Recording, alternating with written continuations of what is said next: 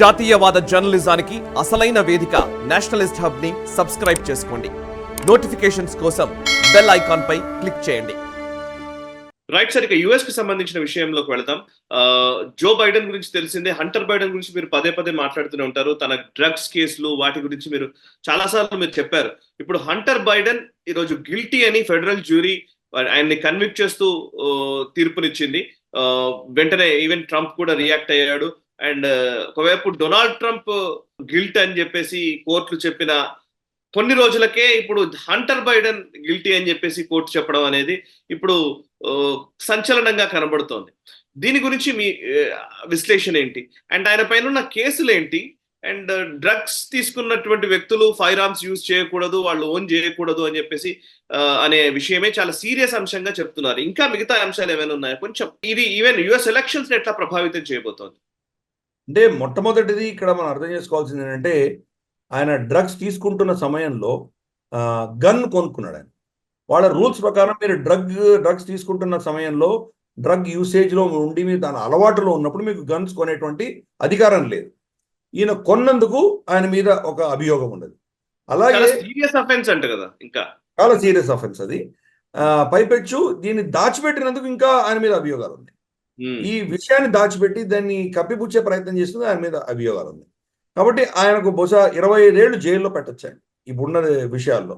కానీ మొదటిసారి తప్పు చేశాడని బహుశా అన్ని రోజులు పెట్టకపోవచ్చు. ఎన్ని రోజులు ఆయన జైల్లో ఉండాలో 120 రోజుల తర్వాత నిర్ణయిస్తామని జడ్జి చెప్పడం జరిగింది. సిస్టమ్ ఏంటో మనకు అర్థం కాదు. అలాగే ఈవెన్ డొనాల్డ్ ట్రంప్ కూడా జూలైలో ఆయనకి సెంటెన్సింగ్ ఇస్తారు. ఆయన అరెస్ట్ చేయాలా, ఎన్ని రోజులు జైల్లో పెట్టాలి, ఇవన్నీ కూడా జూలైలో వాళ్ళు వర్డిక్ట్ ఇస్తామని చెప్పారు. హంటర్ బైడెన్ కూడా 120 రోజులు, అంటే అమెరికన్ ఎలక్షన్స్ కి కొద్ది రోజుల ముందర ఆయన జైల్లో పెట్టడమా ఏంటి అనేది నిర్ణయం వస్తుంది. ఈ రెండు కూడా కౌంటర్ మెషర్స్ కింద చూడవచ్చు. డొనాల్డ్ ట్రంప్ మీద మీరు కేసులు వేసి ఆయన మీద కన్విక్షన్ తీసుకొస్తే హంటర్ బైడెన్ మీద వీళ్ళు కన్విక్షన్ తీసుకొచ్చారు. సో ఇప్పుడు జో బైడెన్ ఏమంటున్నారు, నా కుమారుడు కాబట్టి నేనేం ఆయనకేం ఎక్సెప్షన్స్ ఇవ్వను, ఆయనకేం కన్సెషన్స్ ఇవ్వను, చట్టం తన పని చేసుకుంటుంది అని చెప్పి ఒక స్టేట్మెంట్ ఇవ్వడం జరిగింది. ఎందుకు? ఎన్నికలు వస్తున్నాయి. సొంత కొడుకుని వెనక వేసుకొస్తే కనుక మరి దెబ్బతినేది ఆయన ఎలక్షన్ దెబ్బతింటుంది. కాబట్టి ఆయన కూడా నోరు మెదల్పలేనటువంటి విషయం. అల్టిమేట్గా ఏమవుతుందంటే ప్రజాభిప్రాయము, ప్రజలు నిర్ణయించవలసినటువంటి ప్రభుత్వాల కంటే కూడా ఈ జడ్జిలు, జ్యుడిషియరీ నిర్ణయిస్తోంది అక్కడ అన్న పరిస్థితి మనం చూస్తున్నాం. జ్యుడిషియరీని వాడుకుంటున్నారు, పొలిటికల్ అస్త్రాలుగా వాడుకుంటున్నారు. సరే, చూద్దాం రాబోయే రోజుల్లో మరి ఈ ఎన్నికల్లో ఇది ఇంకా ఏ తీవ్ర స్థాయిలో వెళ్తుందో చూద్దాం.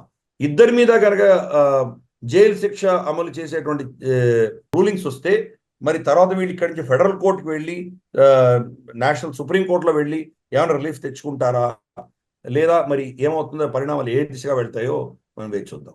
ఈ వీడియో మీకు నచ్చినట్టయితే లైక్ చేయండి, 10 మందికి షేర్ చేయండి. అలాగే కామెంట్ల రూపంలో మీ అభిప్రాయాలను మాతో పంచుకోండి. Nationalist hub group of channels ను సబ్స్క్రైబ్ చేసుకుని తెలుగునాట జాతీయవాద జర్నలిజాన్ని ప్రోత్సహించండి. ఈ వీడియో కింద ఉన్న బెల్ ఐకాన్ పై క్లిక్ చేయడం మర్చిపోవద్దు.